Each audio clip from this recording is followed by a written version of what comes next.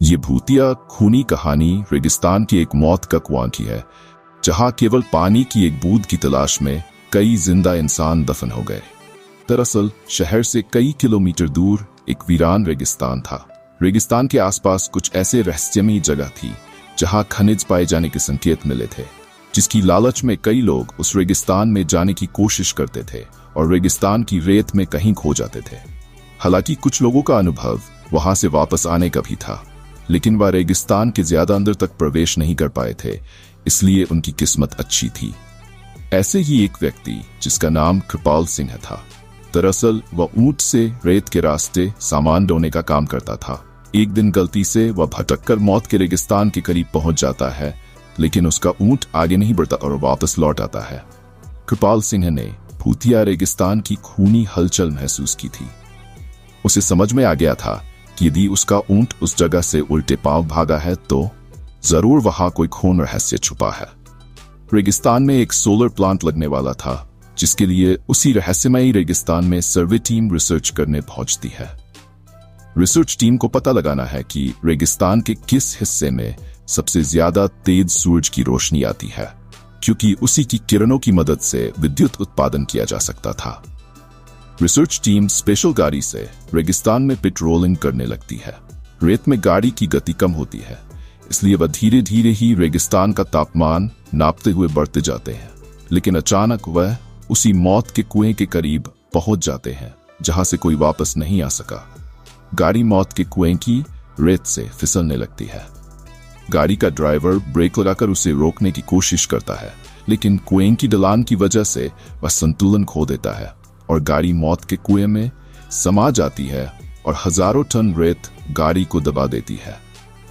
यहां कंपनियों को सूचना मिलती है कि उनकी गाड़ी का कोई पता नहीं चल रहा है।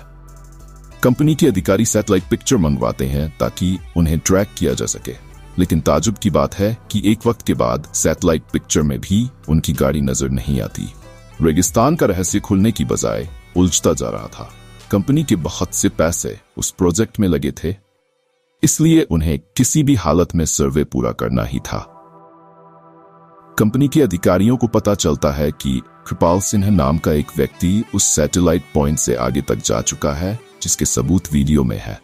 अधिकारी अपनी टीम के साथ कृपाल सिंह के घर पहुंचते हैं। कृपाल सिंह घर में खाना बना रहा होता है और अधिकारियों को दरवाजे पर देखते ही पूछता है कि आपको किससे मिलना है। अधिकारी उसे उसी के नाम से संबोधित करते हुए हाथ पर आते हैं। कृपाल सिंह सभी को बैठने को कहता है और जब उसे पूरी बात पता चलती है तो वह उन्हें मना करने लगता है। वह उन्हें बताता है कि वहां कोई रहस्यमयी शक्ति है जो मुझे महसूस हुई है, आप अपना काम रोक दीजिए। लेकिन कंपनी के अधिकारी कृपाल सिन्हा को मोटी रकम की लालच देते हैं और उसे अपनी रिसर्च टीम का हिस्सा बना लेते हैं। कृपाल सिन्हा काफी समय से बेरोजगार था और उसके सर में कई लोगों की उधारी थी, इसलिए मजबूरी में उसे रिसर्च टीम का हिस्सा बनना पड़ता है।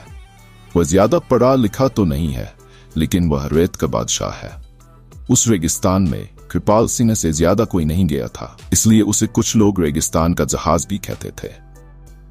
दोबारा से रिसर्च टीम उसी दिशा में गाड़ी को आगे बढ़ाती है, लेकिन कृपाल सिंह गाड़ी के आगे आगे ऊंट से चलता है।